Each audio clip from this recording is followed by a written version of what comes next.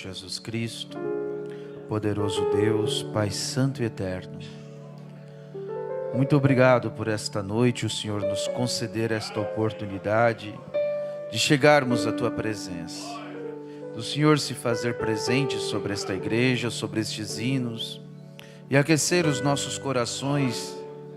Não queremos nenhum fogo pintado na parede, nenhum Deus histórico, mas este Deus real e presente, que é um fogo verdadeiro que aquece-nos, aquece a nossa alma. Assim te louvamos, te glorificamos e pedimos mais e mais do Teu Espírito Santo. Que ninguém saia daqui da maneira que chegou. Mas, Pai, queremos ir para casa regozijando, sabendo que fomos abençoados, alimentados, que o diabo mais uma vez foi derrotado, no nome do Senhor Jesus Cristo. Pai, eu repreendo e expulso todo espírito contrário, tudo aquilo que vem atrapalhar o entendimento, que venha estorvar, Pai, o recebimento de uma bênção, de uma cura, tudo aquilo que vem atrapalhar, Pai, de os Teus filhos serem abençoados, eu repreendo no nome do Senhor Jesus Cristo, e peço que o Senhor tome controle de tudo, Pai, que os Teus anjos tomem posição, e ajude a Tua igreja, no nome do Senhor Jesus Cristo, amém e amém. Graças a Deus, Deus os abençoe, no nome do Senhor Jesus Cristo, amém. No dia 30/4/2021, partiu com o Senhor a nossa irmã Vani, ali de Capão da Canoa, e ela foi a primeira pessoa a ser batizada no ano de 74, mais ou menos, creio eu, na Mensagem, aqui no Rio Grande do Sul. O pastor Febrônio a batizou, ela era ainda uma jovem, né? E ela partiu com o Senhor com a idade de 74 anos, selando o seu testemunho como uma verdadeira cristã. E eu peço agora para os irmãos, todos nós, fazermos um minuto de silêncio em memória da irmã Vani.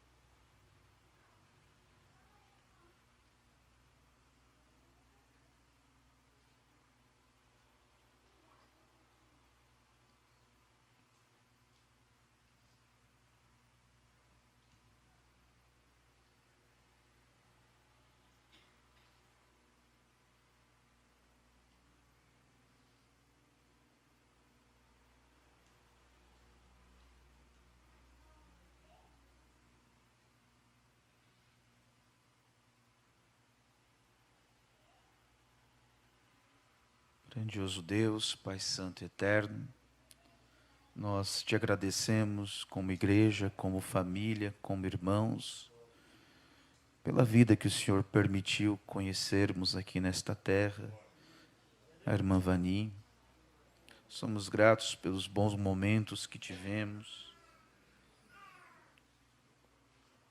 Somos gratos por esta preciosidade do Senhor Jesus, por tudo aquilo que ela pôde nos ensinar e ser um exemplo, um testemunho da Tua pessoa. A cada culto que ela estava no nosso meio, nós somos gratos a Ti, Pai. Eu peço que o Senhor conforte o coração da família, de cada irmão, que o Senhor os encha com Teu Espírito Santo, Pai, e que eles possam encontrar e ver a luz que ela tinha, a Tua pessoa. E assim nós estamos aguardando esse dia de encontro, onde o Senhor a ressuscitará novamente, e estaremos novamente com os nossos amados. Então o Senhor irá nos buscar e nunca mais haverá essa dor de separação. No nome do Senhor Jesus Cristo. Amém e amém. Graças a Deus. Amém. Vamos abrir nossas Bíblias no livro de Provérbios, capítulo 3, e vamos ler até o 7. Deus abençoe a todos os visitantes, cada irmão, cada pessoa que está nos visitando. Temos a pequena Maitê hoje conosco, estamos muito felizes. O irmão Jadson e a irmã Rafaela desejam apresentá-la hoje ao Senhor. O pequeno Dimas também estava por aí, mas não vejo mais ele. Está ali no berçário agora. Deus abençoe. Amém. O livro de Provérbios está logo depois dos Salmos. Todos acharam? Diz assim: Filho meu, não te esqueças da minha lei, e o teu coração guarde os meus mandamentos, porque eles aumentarão os teus dias e te acrescentarão anos de vida e paz. Não te desamparem da benignidade e da fidelidade, atas ao teu pescoço, escrevas na tábua do teu coração, e acharás graça e o bom entendimento aos olhos de Deus e dos homens. Confia no Senhor de todo o teu coração e não te estribes no teu próprio entendimento. Aqui está o nosso assunto. Reconhece-o em todos os teus caminhos, e ele endireitará as tuas veredas. Não sejas sábios a teus próprios olhos, teme ao Senhor e aparta-te do mal. Senhor Jesus Cristo, vivifica a tua palavra, no nome do Senhor. Amém. Podem sentar, irmãos.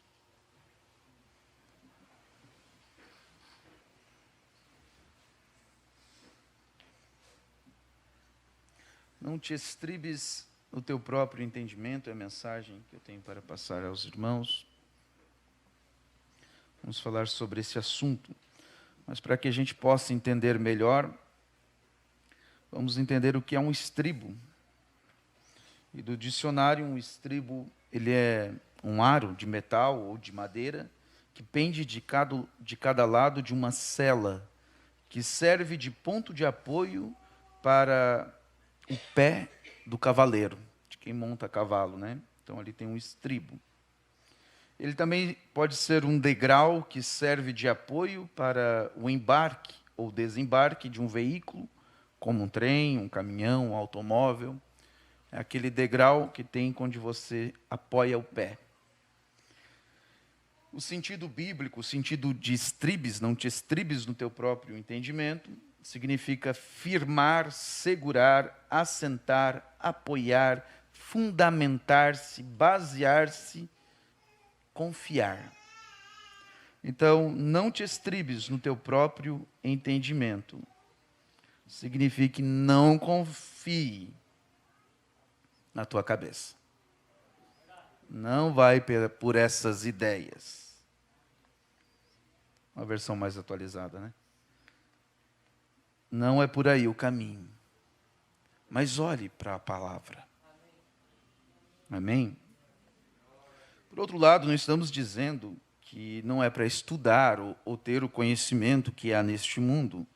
É importante você estudar, você ter uma formação, você ter uma profissão. Eu sempre digo, se os jovens que querem casar, procure primeiro ter uma profissão. Dizer, eu sou um eletricista, eu sei fazer tal coisa. Você precisa deste entendimento, deste conhecimento para viver. É necessário isto. Mas o nosso apoio, a nossa firmeza está na palavra de Deus. O irmão Branham, ele diz isso no 34 de forma bem clara, eu quero ler para os irmãos. Ele diz assim: eu acho que isso seria uma boa exortação hoje, se disséssemos aos nossos filhos, aos filhos de Deus, que estar bem em ter uma educação, não existe nada contra isso.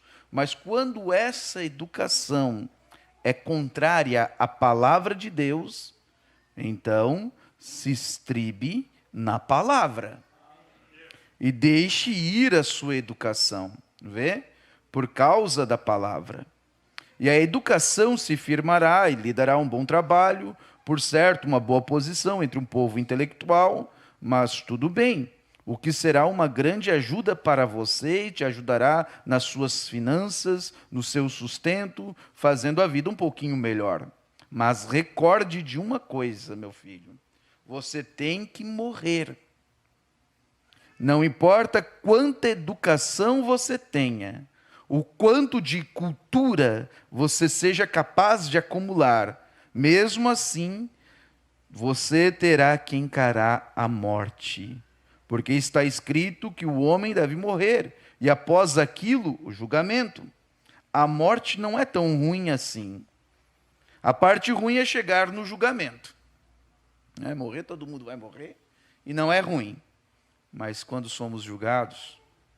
Agora, você pode morrer, mas depois disso, o julgamento, e Deus não vai te perguntar sobre o quanto de cultura que você obteve. Quando você estava aqui na terra, o quanto de conhecimento você acumulou, se você é bacharelado em artes, ou em que grau você esteve, mesmo como ministro, isso não lhe será requerido. Mas o que será requerido de você é o que você fez quanto ao entendimento da palavra de Deus. É aí onde vem o requisito. Por causa daquilo, a sua educação é ótima, mas a palavra de Deus é vida. A minha palavra é vida. E saber que ela é vida, e ele disse, reconheça-o.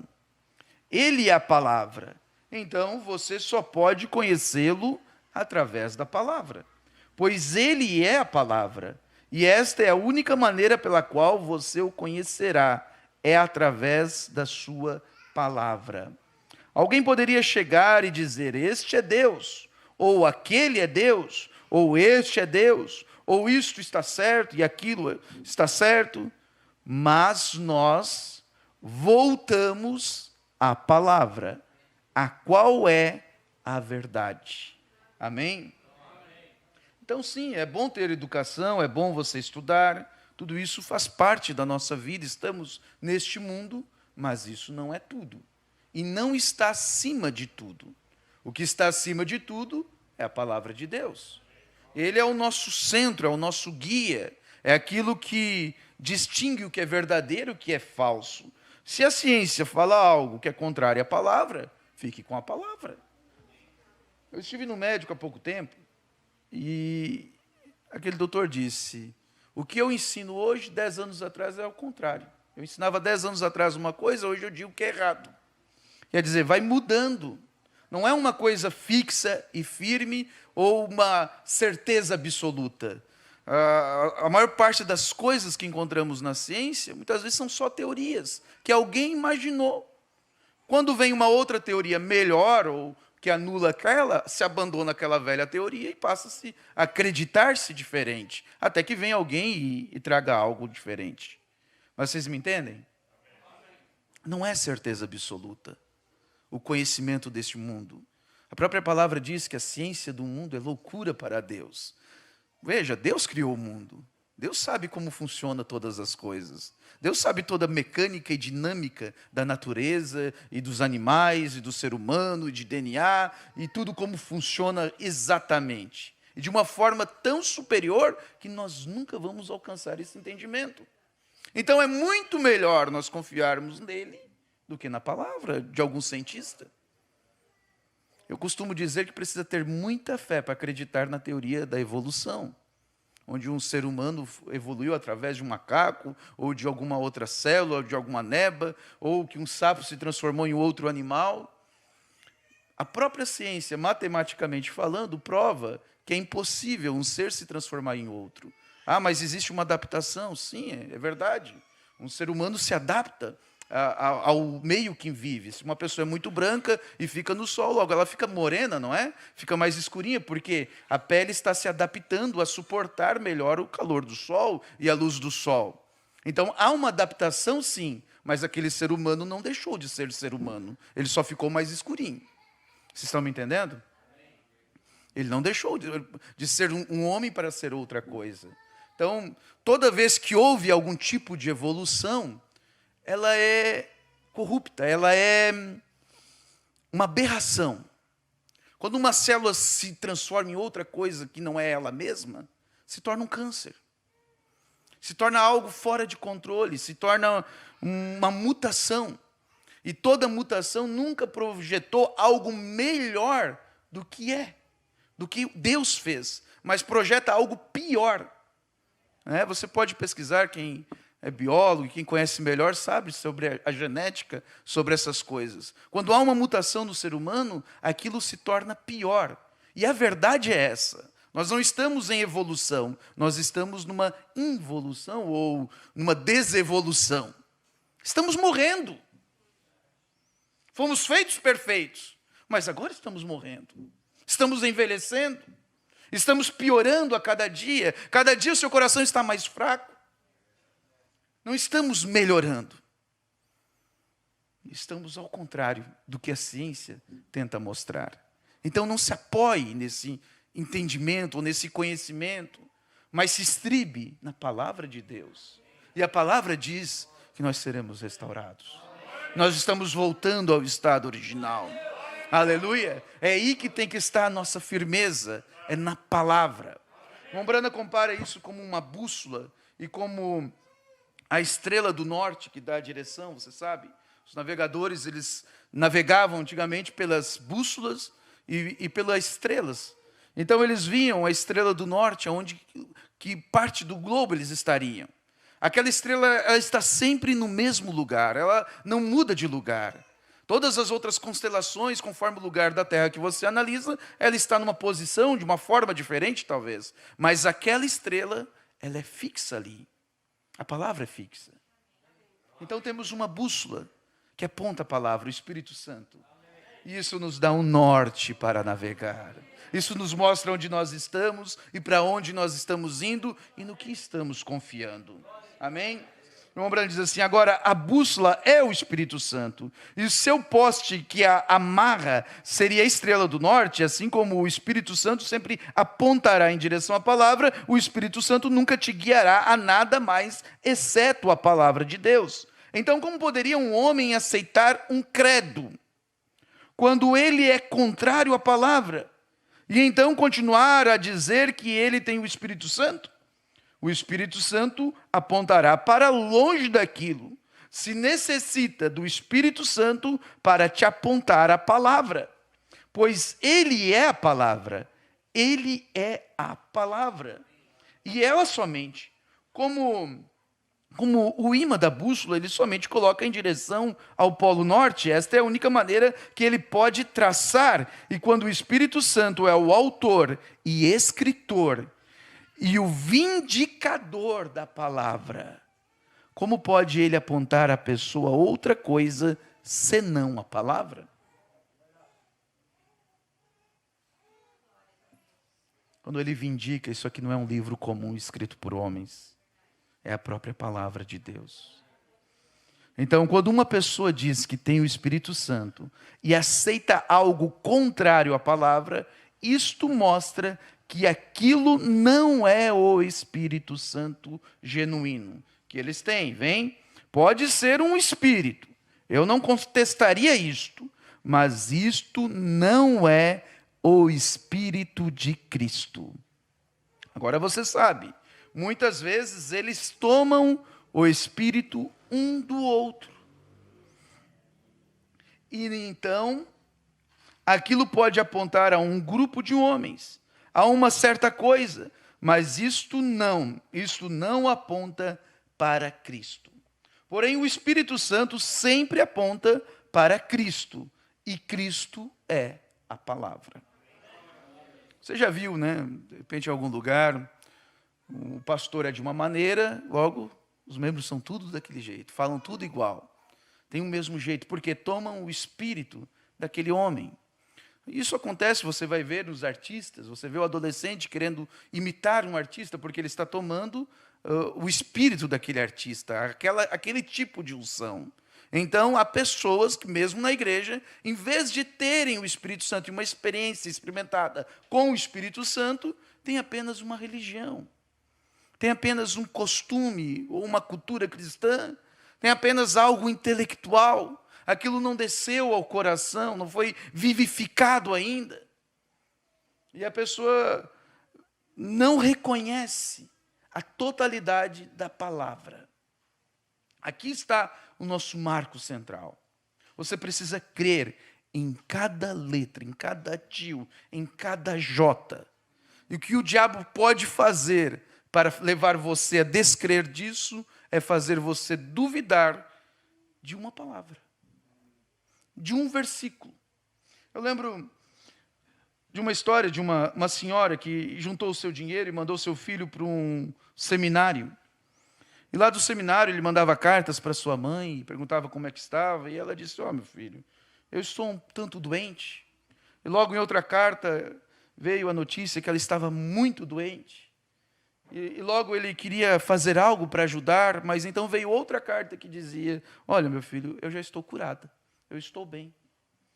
E quando ele veio em casa nas suas férias e quis saber exatamente o que aconteceu, aquela mãe disse: olha, meu filho, eu fui naquela igrejinha ali na esquina, e o pastor, ele leu um versículo que está em Marcos 16, que diz: ide por todo mundo, pregar o evangelho a toda criatura, e quem crer e for batizado será salvo, mas quem não crer será condenado. E estes sinais seguirão aos que creem, em meu nome expulsarão os demônios, falarão novas línguas, porão as mãos sobre os enfermos e os curarão.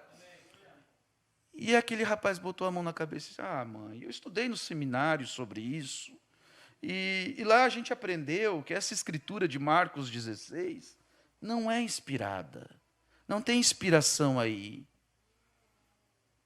E aquela velhinha disse: glória a Deus. Ele disse: como, mãe? Não estou te entendendo. E ela disse: se uma escritura que não é inspirada me curou, o que dirá do resto da Bíblia? Amém? Aleluia. Aleluia. É inspirada sim. Por quê? Você vê o resultado.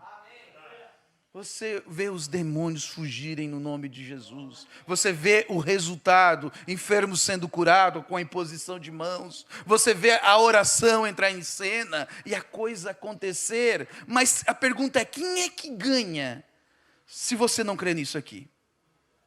Só o diabo. O diabo não quer ser expulso, ele não quer que você tire enfermidade de quem ele colocou enfermidade.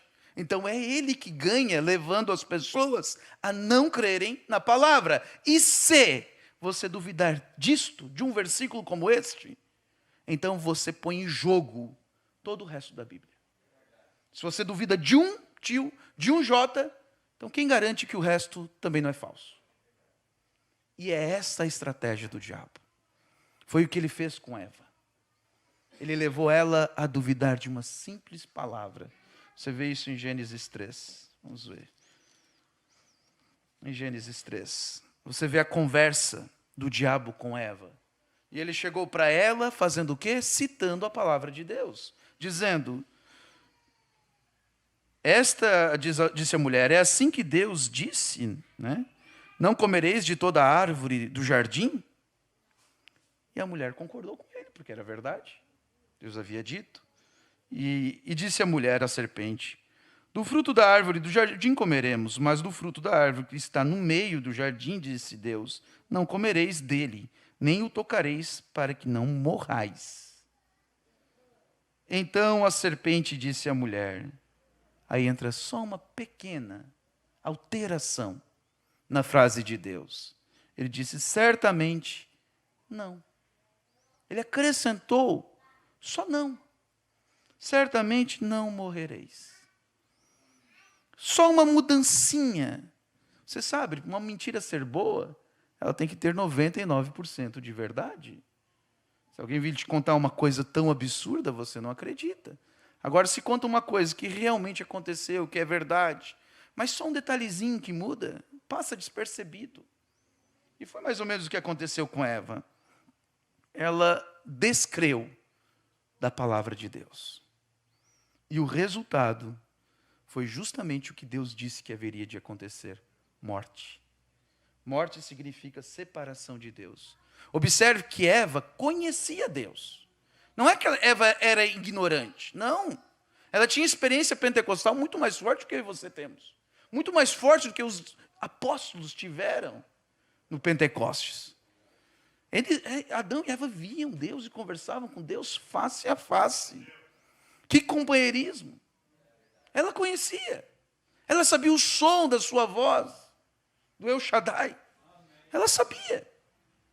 Mas ela ouviu outra voz. E o problema dela foi que ela parou para ouvir. Então não pare para ouvir outra coisa. Não pare para experimentar, para ver se é verdade. Se aquilo te injetar dúvida, você está acabado. Como Eva. E eu te digo, meu irmão, nós não somos melhores do que Eva. Eva era assim, era perfeita. Deus havia criado ela. Estava ali perfeitamente. Sua faculdade mental era muito melhor do que a nossa. Seu corpo físico era muito superior ao nosso.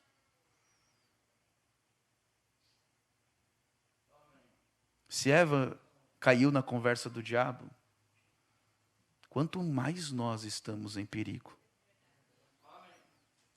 Nós não somos melhor do que nossa mãe Eva, né?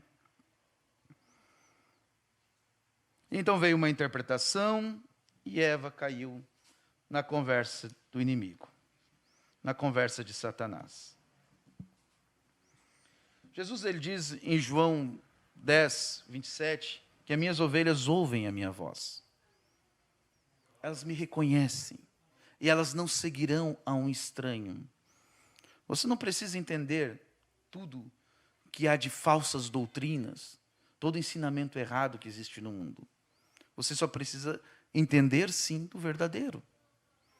Você não precisa saber um técnico que examina notas falsas. Ele não precisa saber todas as notas falsas que existem no mundo. Não, ele precisa conhecer a nota verdadeira. O que for diferente da verdadeira é falsa. Então, se você conhece a mensagem como ela é, a palavra de Deus como ela é, e aceita ela como ela é, o que vir diferente disso é falso.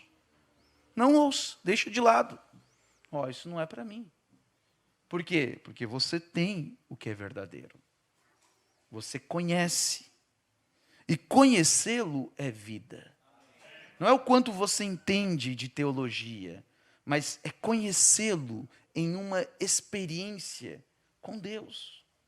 E essa experiência, esse Espírito Santo em você, é quem te guia, é quem te dá o norte, é quem dá o sentimento, o entendimento de que aquilo é falso, de que aquilo é errado, daquilo vem do inimigo.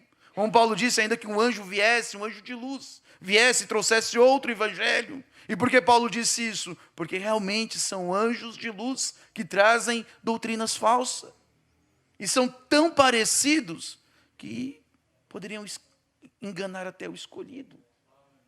Agora, o diabo não vai vir com algo contrário à nossa fé, ou contrário à palavra de Deus. É só um detalhezinho. É bem igualzinho. Ele quer ser igual a Deus. Então ele tem uma mensagem parecida com a de Deus. O diabo de verdade, irmãos, eu digo, ele é crente. Ele gosta de vir na igreja.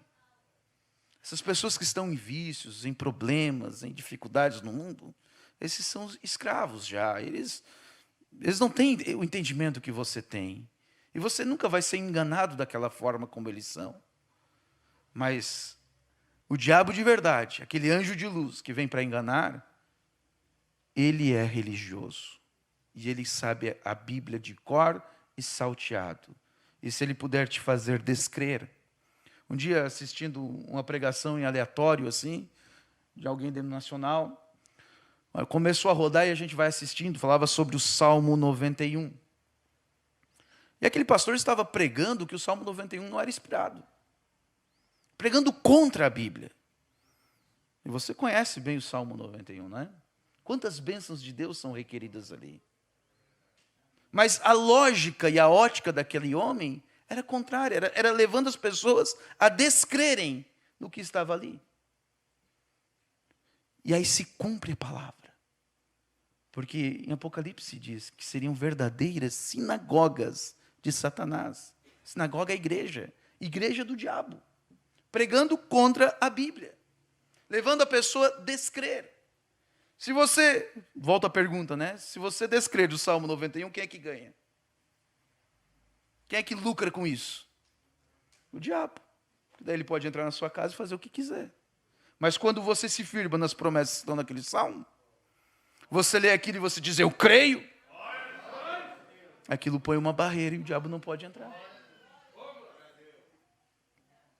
Então, a estratégia do diabo é essa. Mas os filhos de Deus, eles reconhecem quem eles são. Eles reconhecem onde estão firmados.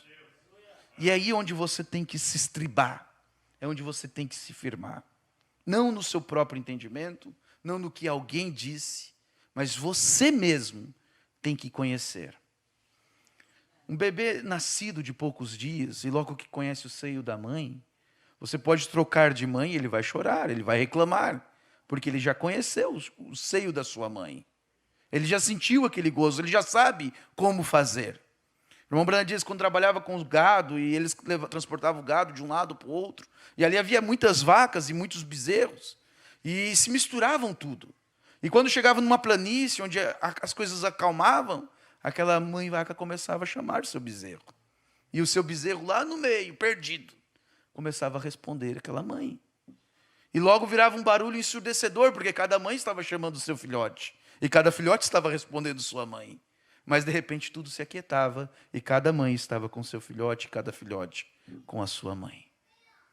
Se um bezerrinho, uma criança recém-nascida, conhece, reconhece a que pertence, quantos mais os filhos de Deus conhecem a voz dele?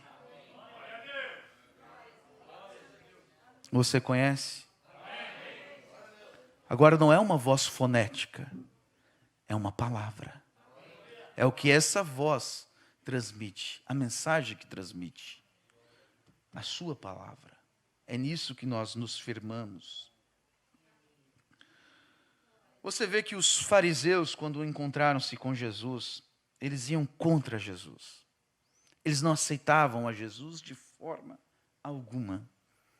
Tudo que eles tinham eram argumentos e as conversas deles eram de uma forma para pegar Jesus no marapuca, para pegar Jesus em sua palavra. E você vê como o Espírito Santo vinha e sempre dava uma saída para Jesus. Mas eles rejeitavam e não aceitavam, porque eles já tinham em si a sua própria ideia.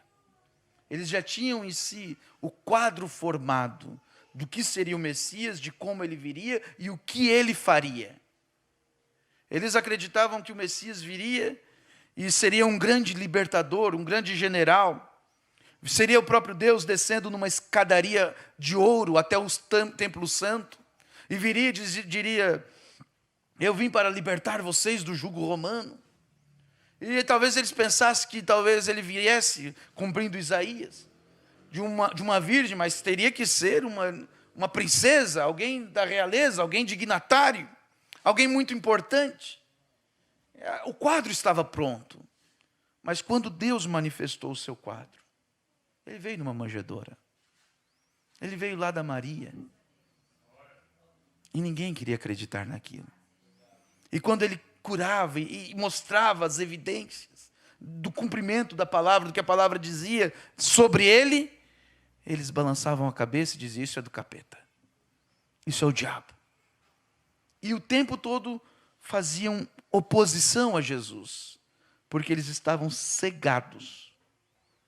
O Branham diz no 66 assim, mas eles não se estribavam na palavra, diz, mas se estribavam no que estava em seu pensamento.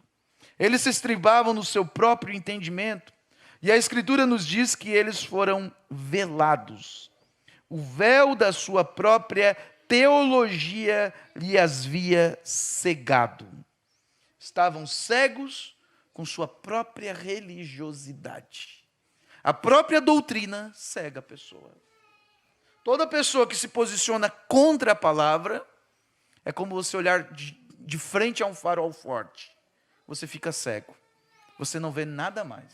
Não é assim quando você anda na estrada de noite, vem um carro contrário com luz alta, você não enxerga nada. Nem a estrada parece que some da sua frente, né?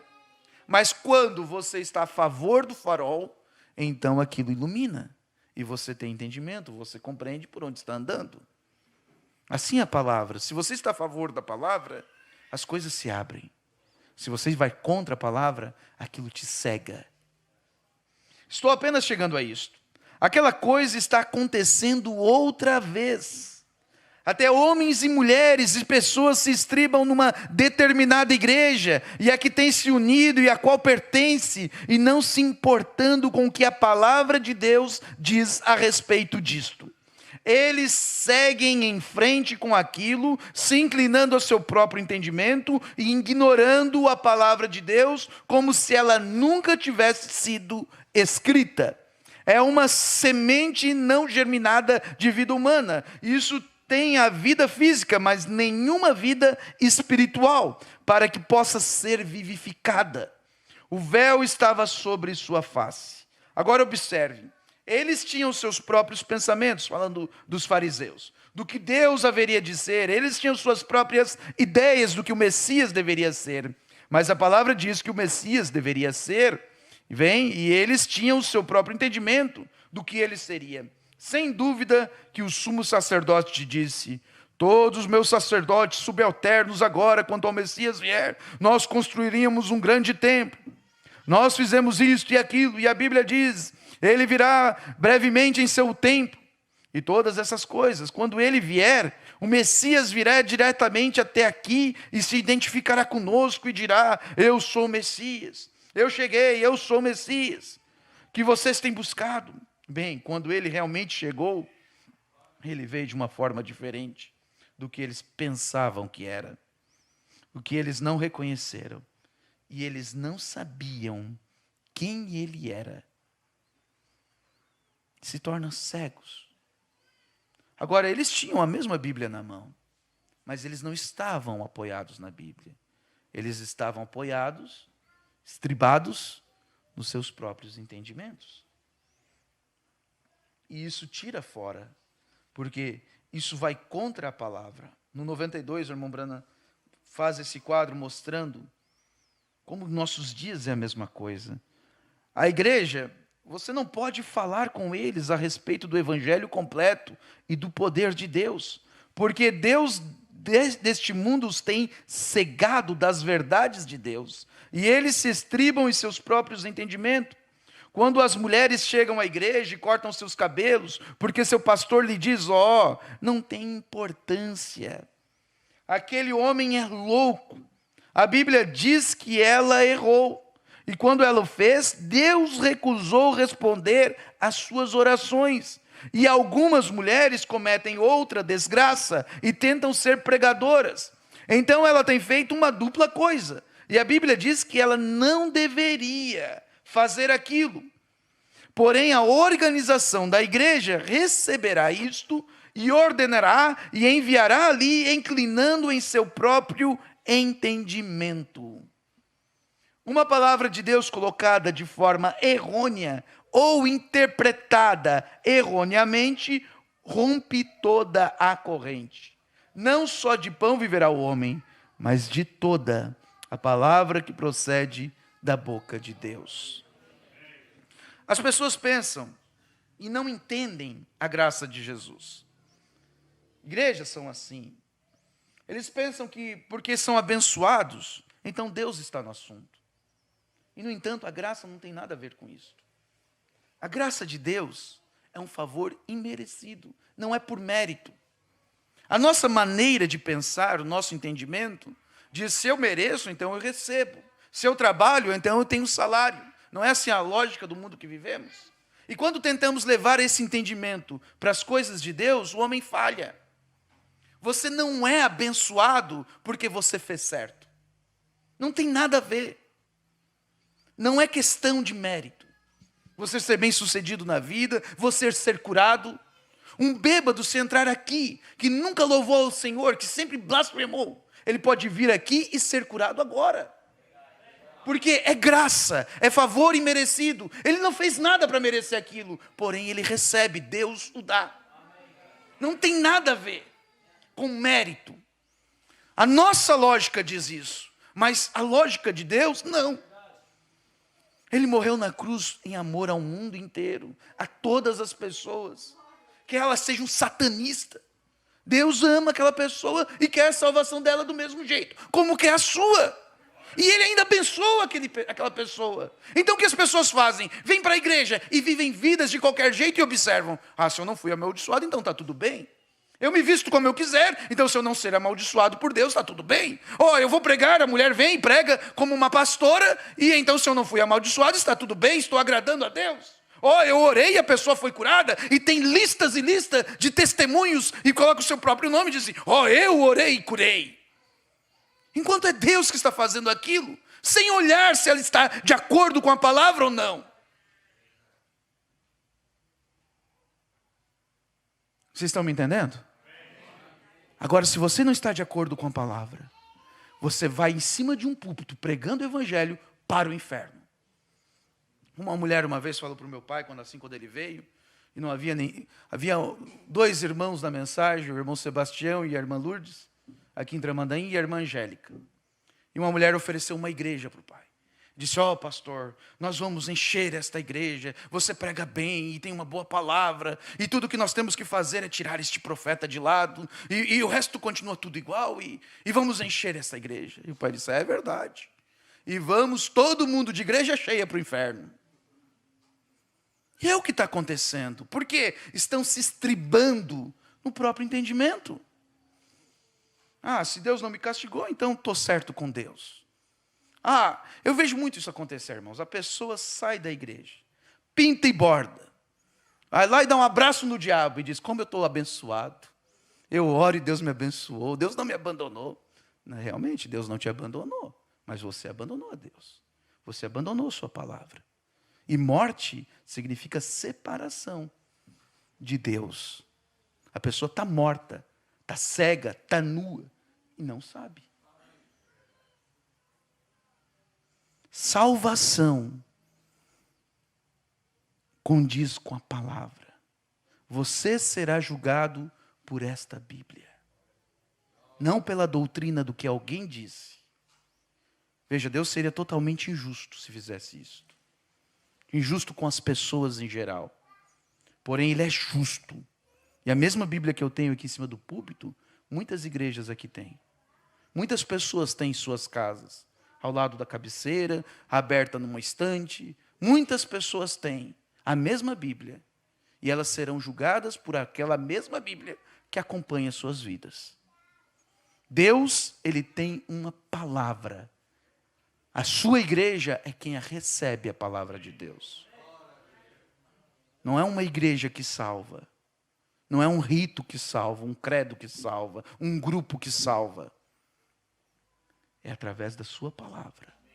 É a sincronia do Espírito Santo que está em você com a palavra. Então vivemos a palavra por quê? Porque o amamos. Porque estamos perto dele. Porque ele nos compunge a viver a palavra. Porque há algo sobrenatural que nos faz ser cristão. Por quê? Não estamos nos estribando no nosso próprio entendimento, mas estamos nos estribando na palavra. Aqui a segurança. Aqui é uma rocha firme. Aqui não é areia movediça a palavra de Deus. Isso nos coloca em ordem. Nós não estamos crendo em histórias da carochinha, em coisas infundadas, mas estamos crendo no Deus Altíssimo. E mesmo que nós não possamos explicar algo, como acontece um milagre, por exemplo, milagre é algo que não tem explicação, você não consegue explicar, mesmo que você não consiga explicar, eu creio, e aquilo é verdade. Mas as pessoas passam a crer num credo, e diz, os dias de milagres passaram, o Espírito Santo não está agindo desta maneira, e vão distorcendo a Bíblia aqui e ali, conforme o que bem entendem, conforme o que querem para se sentirem bem e especiais. Mas então creem em qualquer coisa. E o que eles estão fazendo? Estão presumindo achando que Deus não se importa. Se tem uma coisa que Deus se importa, é com sua palavra. E o que ele chama, quem distorce essa palavra, é de prostituta. É uma mulher que não foi fiel ao seu marido. Uma igreja que não é fiel a Cristo é uma prostituta. Tudo fora da palavra é prostituição, é algo adulterado. São mentiras. E o pai da mentira é o diabo. Você sabe, a Bíblia diz, você pode crer em uma mentira e ser amaldiçoado por ela. Vem, isso é exatamente a verdade. Eles formam, e não importa o que a palavra de Deus diz, eles se estribam em seus próprios entendimentos. Eles se estribam nisto, e eles creem nisso, e eles pensam que isso é a verdade. Você pode continuar crendo em uma mentira, sempre, sempre, sempre, sempre, sempre, até que ela seja uma verdade para você. Uma mentira repetida, repetida, repetida. Mas como saberemos se é verdade ou não? Deus prova que é verdade. Porque esta é a sua palavra. E Ele a vindica. Ele faz a sua própria interpretação dela. Como eles fazem para chegar a isso? Eles fazem isso através de sua cultura. Você sabe o que é a palavra cultura? Vem de culto. O que estamos fazendo? Estamos cultuando a Deus. Estamos num culto. Então eles fazem isso pela sua própria cultura. O mundo faz isso, as pessoas fazem isso. Vão cultuando aquilo, aquela mentira. Cultuam o Papai Noel todos os anos. E o que é o Papai Noel? Uma mentira, um mito. Mas aquilo passa a ser verdade. Porque fizeram repetidas e repetidas e repetidas. Logo a criança nasce acreditando que tem Papai Noel. Eu me lembro uma vez, eu estava na casa de um amigo, e ali havia um menininho de uns 6, 7 anos de idade, e algum comentário meu disse que não existia Papai Noel, aquele menino arregalou os olhos e disse, não há Papai Noel? E eu vi que tinha acabado com aquela mentira que eles contavam para ele. Não há Papai Noel. A mentira do diabo é tão sagaz que Papai Noel se parece com o Papai do céu. E a criança pensa que existe Papai Noel, com o objetivo, o diabo faz isso para ela se decepcionar. Lá na frente, ela vai crescer e vai descobrir que não tem Papai Noel. Aí associa-se na mente dela uma coisa. Se não tem Papai Noel, também não tem Papai do céu. E isso é uma fábrica de ateus. Essa é a verdade. Muitas coisas em cultura é uma fábrica de ateu.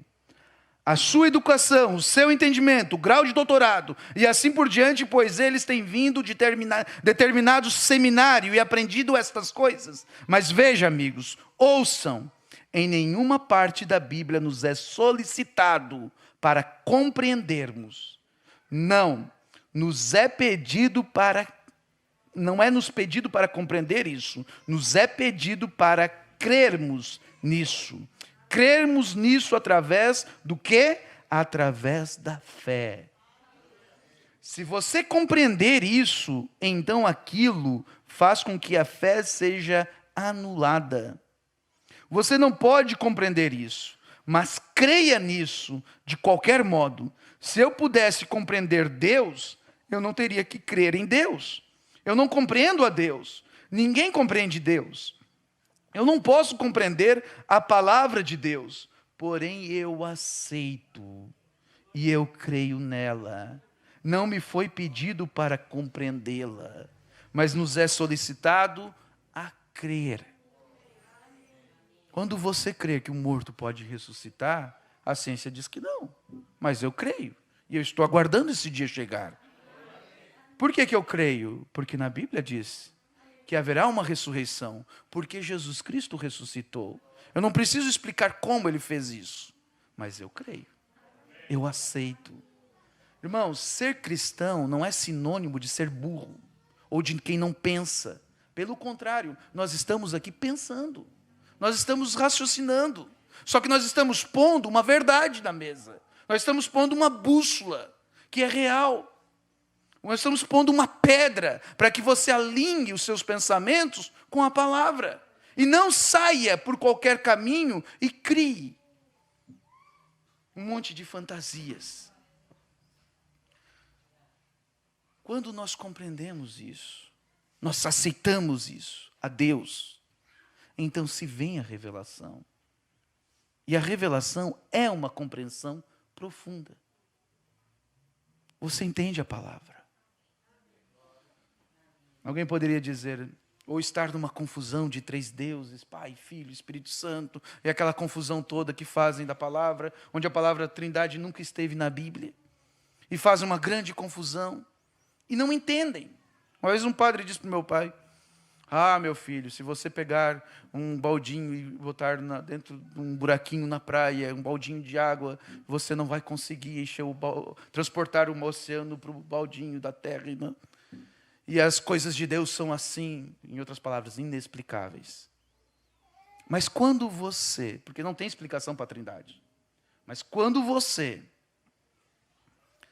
crê num único Deus, e aquilo se abre nas Escrituras, e você vê a promessa que Jesus fez, o pedido que Ele fez, em Mateus 29, você vê se cumprindo em Atos 2:38, aquilo te clareia. E você diz, é verdade, é um Deus só, é Jesus Cristo. Ele é Pai, Ele é Filho, Ele é Espírito Santo, Ele é o Filho do homem, Ele é o Filho de Deus, Ele é o Filho de Davi. Eu entendi. Que não são 3 pessoas, mas são 3 títulos da mesma pessoa, o mesmo Deus. Aquilo te cai o entendimento. Mas antes disso, você precisa crer. Se você não crer primeiro, não te vem o entendimento. Aquilo te cega. Você está olhando contra a luz. Mas quando você crê e você olha a favor da luz, então o caminho se abre. Não é isso?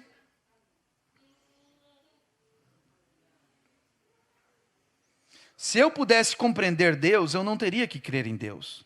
Eu não compreendo Deus, ninguém compreende Deus. Eu não posso compreender a palavra de Deus, porém eu aceito e eu creio nela. Não me foi pedido para compreendê-la, mas para crer. Isso encerra o assunto, irmãos. Eu não estou me estribando no meu entendimento, mas eu estou me estribando na palavra. E quando você se estriba na palavra, então você vê o resultado. O irmão Branham, ele diz que quando ele se converteu por si só. Ele queria se achegar a Deus, ele queria entender as coisas que aconteciam com ele mesmo, as visões que vinham sobre ele. Então ele queria entender, ele começou a ler a Bíblia e ele creu em Deus.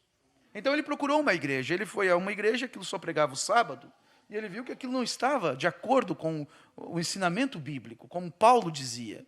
Então ele foi em outra igreja, e aquela igreja pregava outra coisa, e foi em outra, e a outra dizia que quem não estivesse com ele estaria no inferno, que nenhuma outra igreja salva, ou ninguém, não haveria salvação em outro lugar. E ele olhava para a Bíblia, aquilo não estava na Bíblia, e ele disse, quando eu tomei a palavra, como ela é, eu comecei a ter os resultados que os apóstolos tiveram.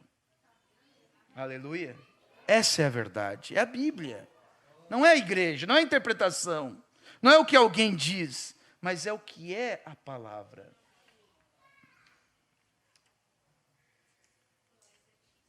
E as pessoas, elas fazem isso, irmãos. Elas querem se sentir especiais. Elas querem ter uma novidade, elas querem um prestígio. Querem ser reconhecidas como um grande revelador, alguém que achou um detalhe na mensagem e aquilo é tão precioso. E fazem tudo aquilo ali em troca de algo pessoal. Como Judas. Judas, ele se estribou no seu próprio entendimento, na sua própria ideia que ele teve acerca de Jesus. Ele não se importou com o que aconteceria com Jesus, mas ele estava preocupado com sua própria aposentadoria. Ele estava preocupado em obter um lucro pessoal. Ele estava preocupado em obter um reconhecimento dos fariseus. Ele queria ter um companheirismo com a maior igreja. Estava vendo que o negócio de Cristo não estava dando muito certo. Tinha 72, daqui a pouco só ficou 12. A multidão seguia Jesus por causa do pão. E ele começou a raciocinar. E ele queria fazer uma igreja melhor e maior do que a de Jesus. E o que ele fez? Vendeu Jesus. Agora eu quero te lembrar de um detalhe. Judas conheceu Jesus. Judas viu milagres na frente dele. Judas teve experiências, assim como Eva teve. E ainda assim, ele traiu a Jesus Cristo. Parágrafo 175. O irmão Brana diz que hoje fazem a mesma coisa como Judas fez. Hoje o mundo das igrejas tem colocado Cristo para fora nestes últimos dias, exatamente como no livro de Apocalipse diz que eles fariam. É o espírito de Judas outra vez na forma de igrejas, tentando formar de santidade, tendo a forma de santidade, porém negando a palavra. Vem? Isto é certo. Agora, o que é a coisa em que isto resultou? Morte. Separação de Deus. Exatamente como isto fez com Eva. E isto faz com todos os outros que tentam perverter a palavra de Deus. Eles se estribam em seus próprios entendimentos. Mesmo agora eles vendem, não por 30 moedas de prata, mas talvez para se tornar, um grande oficial, alguma experiente seminário.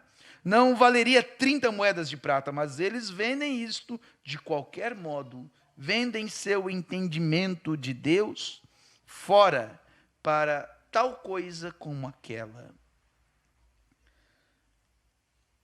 É uma traição você corromper a mensagem. É uma traição tão grande. Fazer um ismo. Pegar um parágrafo aqui, outro ali, outro lá, e fazer o irmão Brana dizer uma coisa que nunca disse. É uma traição.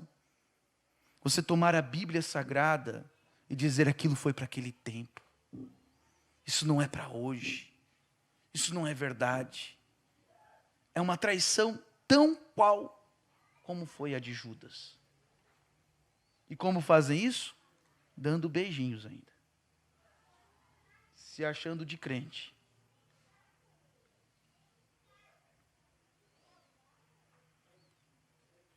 Quero tomar o parágrafo 74. Agora, como ele interpreta a sua própria palavra? Vocês lembram da mensagem de Deus é seu próprio intérprete? Cumprindo-a. Como você vê a vindicação de um profeta? Ele cumpre com a palavra. Cumprindo-a. Eu vou ler um pouquinho aqui. A Bíblia diz, uma virgem conceberá. E qual é a interpretação disso? Será que alguém, nos tempos de Jesus, poderia dizer, isso quer dizer tal coisa, isso quer dizer aquilo outro? A interpretação bíblica realmente é, uma virgem concebeu. Aconteceu, Maria.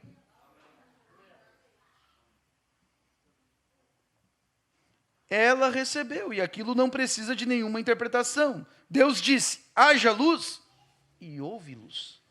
Isso não precisa de nenhuma interpretação. Deus disse também que nesses últimos dias, Ele derramaria do seu Espírito Santo sobre toda a carne, e Ele o fez. Aquilo não precisa de nenhuma interpretação, aquilo apenas necessita de uma aceitação. Alguém aceitar o que Deus tem feito. Isso não precisa de uma interpretação. Deus interpreta a sua própria palavra. Deus prometeu as coisas que vemos dia após dia, pois Ele faria isso nos últimos dias. As pessoas hoje, como foi então, elas se estribam sobre o seu próprio entendimento. O meu pastor diz que aquilo é fanatismo, mas a Bíblia diz que isso acontecerá. Você se estribará somente sobre o entendimento de quem? De quem você vai confiar? No que alguém diz? No que algum doutor diz? No que algum pastor estrela da mensagem diz? Ou no que a palavra está dizendo? Por que nós cremos no irmão Brana? Porque a palavra, a Bíblia, fala dele. Malaquias 4. Porque Mateus 17, Jesus disse que virá no futuro um profeta que restauraria todas as coisas. E o ministério do irmão Brana provou isso, porque a Bíblia diz que na voz do 7º anjo se cumpririam todos os mistérios. E o irmão Brana mostrou isso, se cumpriu isto. Então cremos, porque há realização. Há uma realização. Agora, se alguém chega e diz que vai haver um oitavo mensageiro, onde é que a Bíblia disse isso? Não diz. Se a Bíblia não diz, então está interpretando mal, deslocando a palavra e aplicando mal a palavra. É o que o irmão Brana diz, para não fazer. Não interprete, não aplique mal, não desloque a palavra. É esperada pela Bíblia 7 eras, até a era de Laodiceia. Se vai haver uma oitava era, então tem que ter o oitavo mensageiro. Agora, se não há oitava era, o próximo é o milênio. E o milênio já não diz respeito mais a nós estaremos na glória. Aí Deus volta a trabalhar com os judeus, é outra história.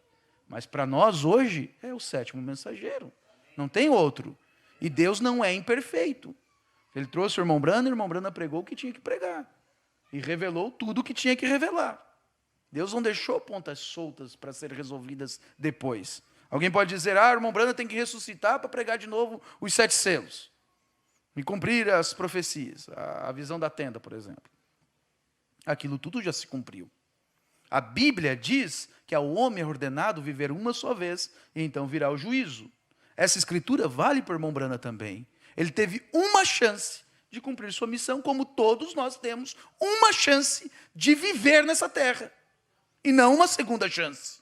Não haverá uma reencarnação, não haverá uma ressurreição, e então você vai vir e ter uma chance de viver de novo e fazer as coisas certas. Não! A Bíblia diz que você tem uma chance. Então a palavra diz isso, eu olho para a palavra. Então isso anula uma doutrina de ressurreição. Haverá sim, o irmão Brana ressuscitará, junto com todos os outros, junto com a irmã Vani, junto com o pastor Souza, junto com o meu pai. Se algum de nós morrer antes do arrebatamento, viremos junto com eles também, estaremos todos juntos. Haverá um grande ajuntamento, então haverá o arrebatamento. Amém? Por quê? A palavra diz, então acontece. O que nos faz crer num profeta é a maneira bíblica de crer num profeta. Como Moisés ensinou, né? Se um profeta diz e aquilo não acontece, pega e apredecha. É do diabo. O irmão Brana diz, se alguém levanta em profecia aqui na igreja e diz, amanhã virá uma mulher vestida de azul e chegará até aqui e acontecerá que o nome dela é tal e fulana de tal. Se no próximo culto não acontecer isso, é o diabo falando. Se alguém se levanta em línguas estranhas e vem a interpretação e diz, amanhã a casa do irmão vai ser destruída, e se nós não cuidarmos isso e aquilo outro, vamos cuidar da casa do irmão que vai ser destruída, vai vir um tornado e vai levar a casa do irmão. Então, a gente vai fazer a mudança do irmão. Se é o assim diz o Senhor, vai acontecer. Se não acontece, quem foi que falou?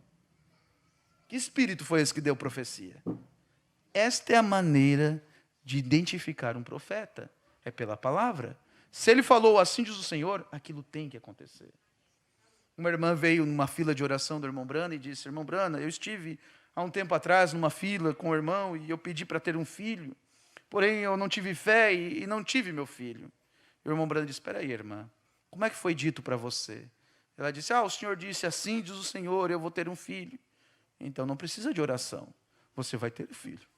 Só não aconteceu ainda, mas você vai ter. E o irmão Branham mandou ela embora sem orar por ela. E logo depois, um tempo, cerca de 1 ano, ela tinha seu filho nos braços.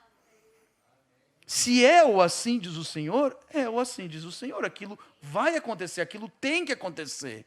Porque é a palavra de Deus sendo manifesta. E um profeta é a boca de Deus. O que ele vai falar tem que coincidir, tem que estar de acordo com a palavra. Se está fora da palavra, aquilo não é de Deus. Mas tem que ser de Deus, tem que ser de acordo com a palavra. Enquanto eu li essa mensagem, irmãos, o irmão Brando ele falava sobre o concílio de igrejas, sobre a maneira como a igreja católica vai dominar as coisas, a besta, você sabe, os 3 poderes que há no mundo, a política, a religião e o dinheiro. E quem detém esses 3 poderes é o Vaticano.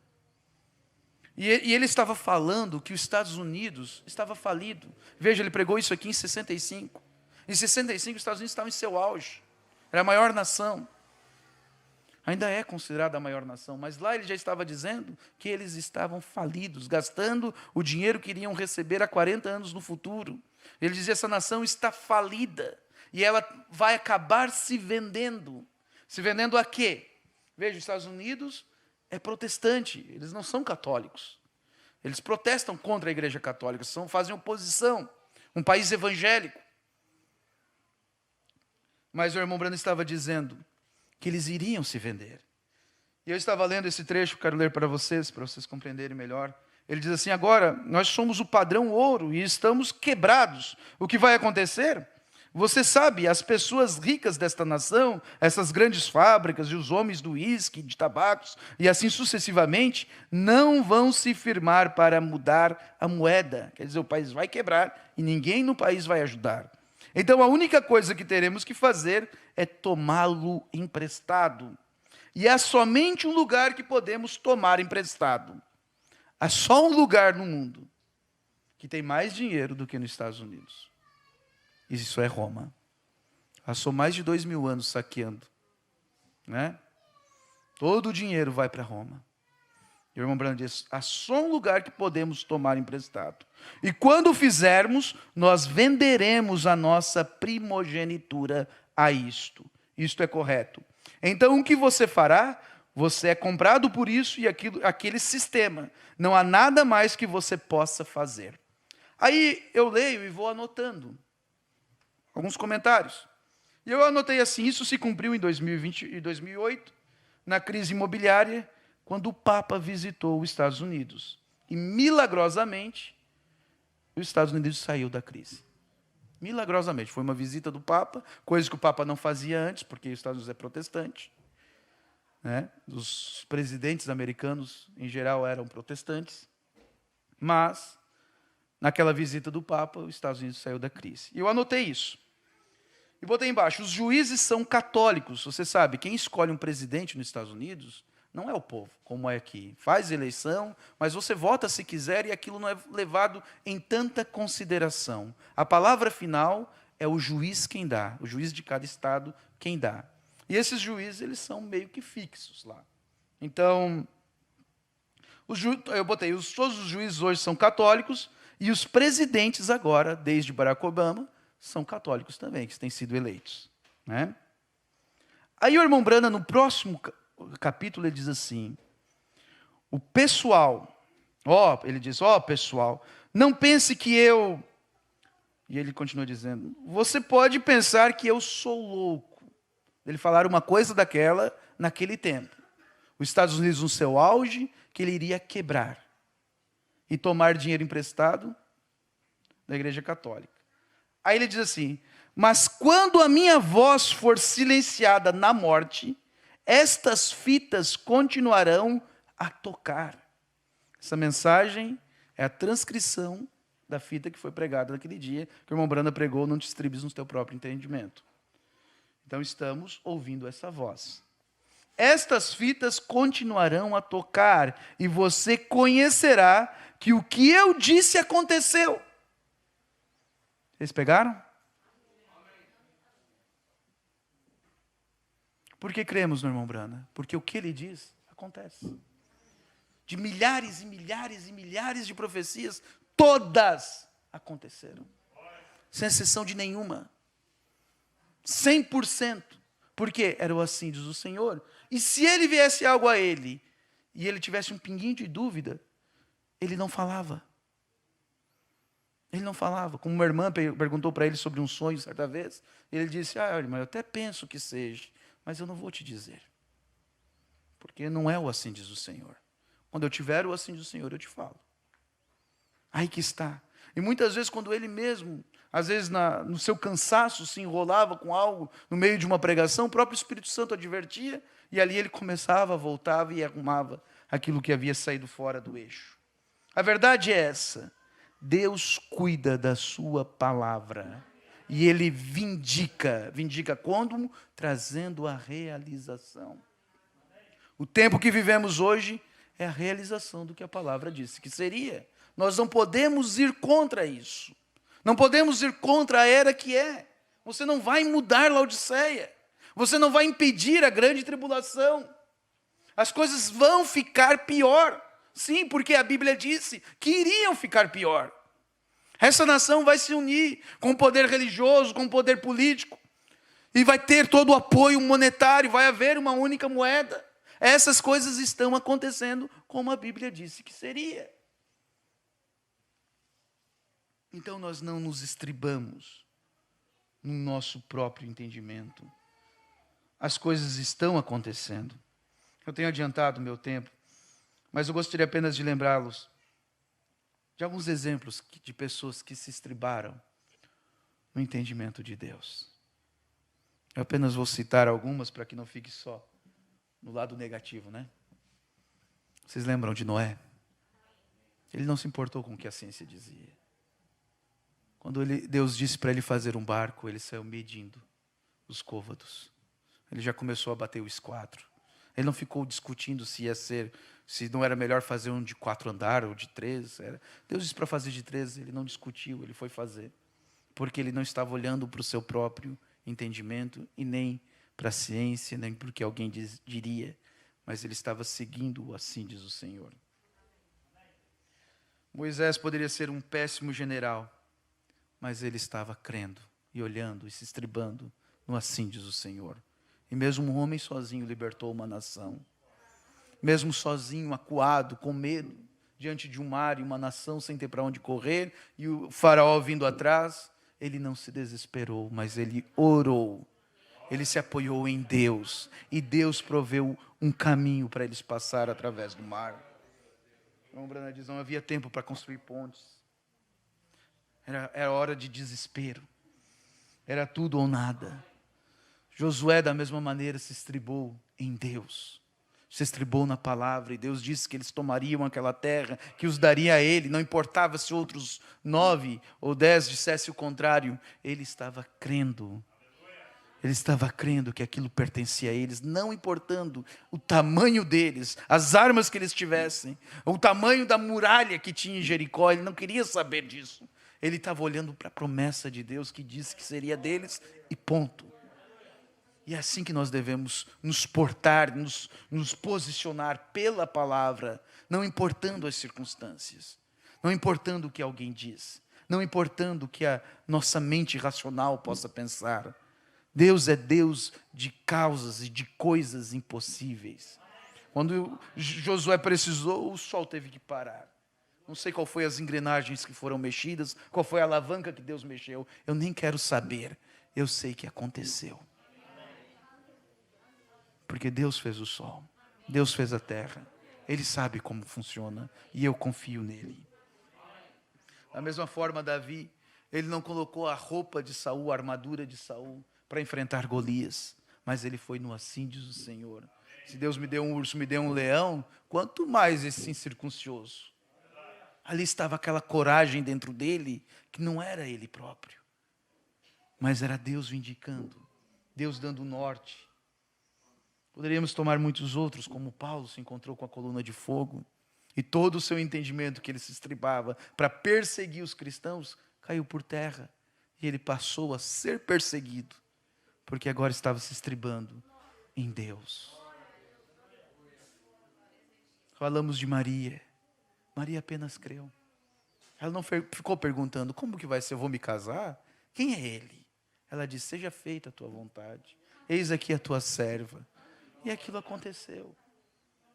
Depois o anjo explicou, o Espírito Santo virá sobre ti e lhe fará sombra. Amém? Vamos pôr de pé, irmãos.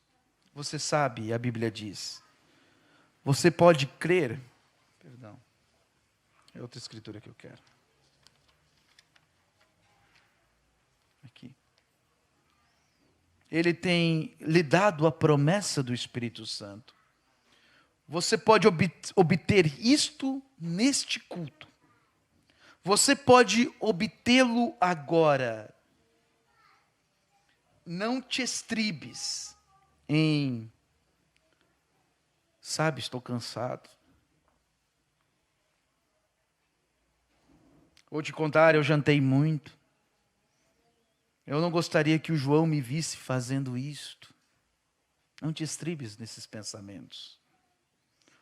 Oh, pelo amor de Deus, você está se estribando no seu próprio entendimento. A promessa é para vós, é para vossos filhos, é para aqueles que estão longe, para tantos quanto o Senhor nosso Deus chamar. Um médico disse que eu vou morrer. Ele me examinou e disse que eu tinha este câncer, e eu tinha isso, ou seja, o que fosse. Eu tenho que morrer. Não se estribe neste entendimento. Deus é o Senhor, teu Deus, que cura todas as tuas enfermidades. Então, não te estribes naquele entendimento, no entendimento de homem algum. Se estribes no entendimento de Deus. Querido Deus, Pai Celestial, nós queremos sim nos estribar em Tua palavra, em Teu entendimento. Nós queremos a Tua perfeita vontade sobre nossas vidas, Pai. E essa palavra diz que o Senhor cura, diz que o Senhor é o mesmo ontem, hoje e eternamente. Diz que o Senhor está aqui entre nós. O Senhor prometeu que estaria conosco todos os dias, até a consumação dos séculos. O Senhor prometeu que onde houvesse 2 ou 3 reunidos em Teu nome, ali o Senhor estaria. O Senhor prometeu que tudo que nós orássemos em Teu nome aconteceria, seria nos dado. Oh Pai, eu creio de todo o coração, que o Senhor Jesus Cristo é o mesmo ontem, hoje e eternamente, e que Ele está aqui agora, porque eu me apoio não em mim mesmo, não no que alguém disse, mas na Sua palavra. Aleluia! E eu sei que cada um que está aqui pode ser atendido agora. Eu sei que o teu sofrimento pode acabar nesse instante. Eu sei que a hora da libertação pode ser agora, que você tem a oportunidade de pegá-la em suas mãos. Ele está aqui. Ele cura. Ele liberta. Ele atende o teu clamor. Não estou olhando para nada mais além da sua palavra. No nome do Senhor Jesus Cristo, que o Senhor abençoe a cada coração, a cada mão levantada, a cada necessidade, que o Senhor use de misericórdia por nós agora, Pai. No nome do Senhor Jesus.